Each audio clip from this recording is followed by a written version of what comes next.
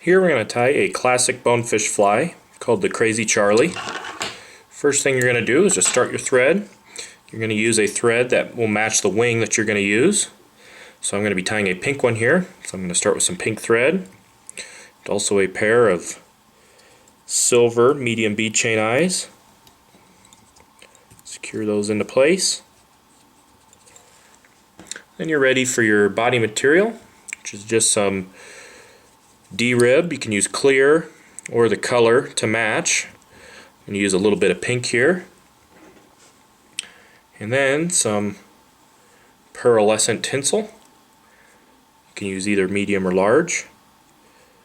We're just going to tie this in along the side of the hook as well. Take it all the way back to the D-rib. I'm going to take my thread forward all the way past the bead chain. And you're just going to take this pearlescent tinsel and you're going to wrap a nice smooth body. I usually go forward once and then back. And then forward again. Really build up a nice pearlescent body. And I'll wrap around those eyes a few times and you can capture it. Trim it out. And you're ready for your D-rib here. Just take that D-rib and wrap it over the tinsel, nice and even. You can see how we're getting that nice pearlescent look shining through the D-rib. That's what we want. I'll wrap around those eyes a couple of times.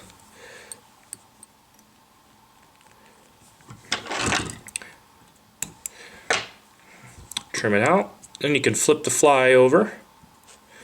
We're ready to tie in our calf tail. I'm just going to use a little bit of pink calf tail here.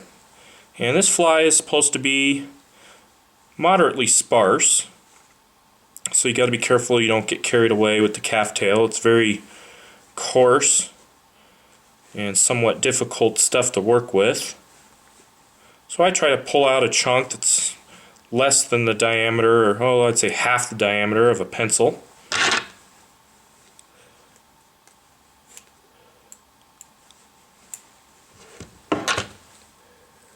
And I try to make it so that the tips are as even as possible.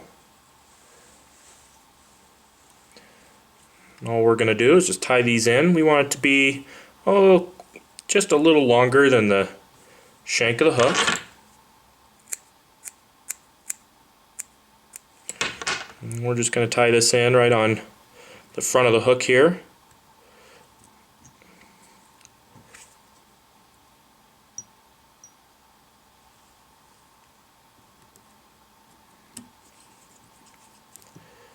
You got to get some nice tight wraps on there to keep this stuff from falling out on you.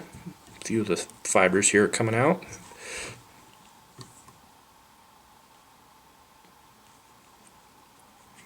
Got to pull fairly tight with this. Once you've got it all wrapped on, you can whip finish.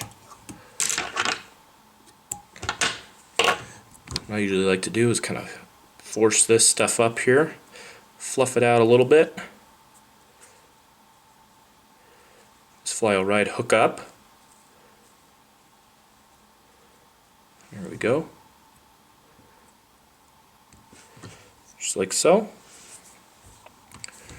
Very simple, easy fly to tie. Last thing you're going to want to do is add a little bit of Zap-A-Gap to the head and the eyes. We'll keep it from falling apart on you. This can be tied in a lot of different colors, including tan and chartreuse and white, pink, orange, basically whatever color looks fishy to you. That's all there is to the Crazy Charlie.